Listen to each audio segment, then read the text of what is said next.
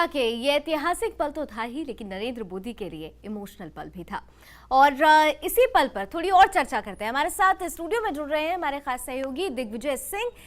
दिग्विजय, नरेंद्र मोदी ने जिस तरीके से आज एक तस्वीर पेश की है, इससे पहले वो तस्वीर कभी सामने नहीं आई। नरेंद्र मोदी एक ऐसी छवि वाले नेता कहे जाते हैं जो विरोधियों का जवाब देने के लिए तत्पर रहते हैं, चुनौतियों और चैलेंजेस को एक्सेप्ट करने के लिए तैयार रहते हैं, लेकिन आज कहीं ना कहीं से भावुकता भी नजर आई।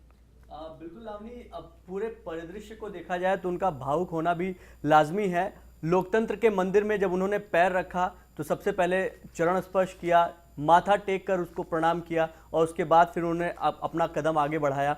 सेंट्रल हॉल में जो उनका भाषण चल रहा था वो वाकई दिल को छू लेने वाला था। बहुत समय बाद बिना किसी पेपर, बिना किसी लाग लपेट के एक नेता, एक मुखिया अपने दल को अपनी अंदर अपनी फीलिंग्स बता रहा था। इमोशनल, उसमें इमोशनल होना स्वाभाविक था और उसमें कुछ ऐसी चीज़ें, ऐसी बातें भी निकल के आई, जैसे आडवाणी जी ने बोला कि 1947 में जब भारत आज़ाद हुआ उस समय, उसके बाद जब इमरजेंसी हटी उस समय, और फिर अब जब इतने बड़े जनादेश, इतना बड़ा जनादेश मिला है और मोदी जी प्रधानमंत्री की ओर अग्रसर हैं, तब जाके 3 ऐसे मोमेंट थे जब उनकी आंखें भर आई थी। उनके इन बातों के साथ साथ उन्होंने एक शब्द और अपने वक्तव्य में प्रयोग किया, कृपा।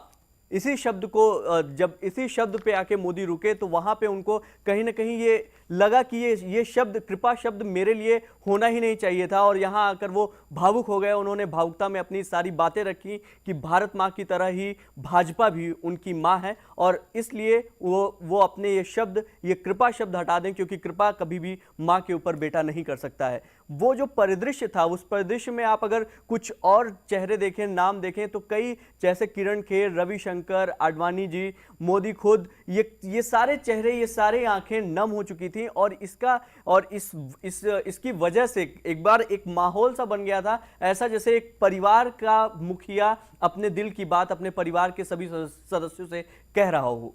बिल्कुल। और सीधे सीधे ये भी समझा जा सकता है कि इतनी कड़ी मेहनत के बाद नरेंद्र मोदी ने जिस तरीके से प्रचार की कमान संभाली थी, ताबड़तोड़ रैलियां की थी, एक साख बचाने की भी बात उठाई थी, क्योंकि जो इस बार का लहर मोदी की जरूर थी, लेकिन कभी भी, जैसे कहा जाता है कि राजनीति में कभी भी कुछ भी हो सकता है, तो एक चैलेंज जरूर था। तो कहीं ना कहीं से एक जो दबी हुई जो भड़ास थी वो आज आंसुओं के रूप में, वो भी साफ तौर से कहा जा सकता है कि नरेंद्र मोदी की आंखों में भी दिखी और उनके साथियों की आंखों में भी दिखी। बिल्कुल बिल्कुल सही कह रही हैं आप। 2 चीजें हैं। देखिए, नरेंद्र मोदी जी ने जो अपने ये मैराथन जो उन्होंने अभी ये जो ढेर सारे चुनावी भाषणों में और सारी चीजों में कुछ ऐसे वक्तव्य रखे जो वाकई अपने आप में काबिले तारीफ थे, और बहुत ज्यादा उन्होंने अपनी बातों को इस तरीके से रखा था कि लोगों को लगा कि ये शख्स अपनी बातों पे दृढ़ रहने वाला है। और जो भावुकता वहां पे दिखाई दी, आप वो भावुकता पल दो पल की थी। आप यकीन मानिए कि उनके जो विचार हैं, उनकी जो सोच है, उनके जो निर्णय हैं, उसमें प्रधानमंत्री के बाद वही दृढ़ता नजर आएगी जो उनके पुराने भाषणों में दिखाई पड़ी है। अगर आप पिछले भाषणों पे नजर डालेंगी तो आपको एक बार किसी एक रैली में मोदी ने कहा था कि आप मुझ पर जितना कीचड़ फेंकेंगे उतना कमल खिलेगा।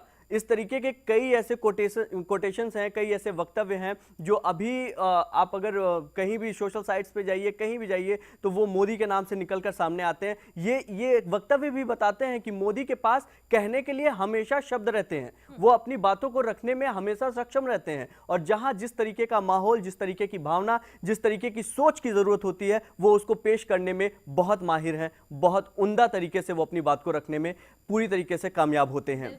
तरीके से बात को रखते भी हैं और जो कहते हैं वो करके भी दिखाते हैं। एक बड़ी चुनौती जरूर है, लेकिन मोदी की इच्छा शक्ति जिस तरीके से सामने आई है, उससे पूरी उम्मीद है कि वो तमाम चुनौतियों पर पार लगाते हुए देश को एक नई दिशा और दशा देंगे। बहरहाल बहुत बहुत शुक्रिया हमारे साथ जुड़ने के लिए दिग्विजय, इस पहलू पर भी चर्चा करने के लिए।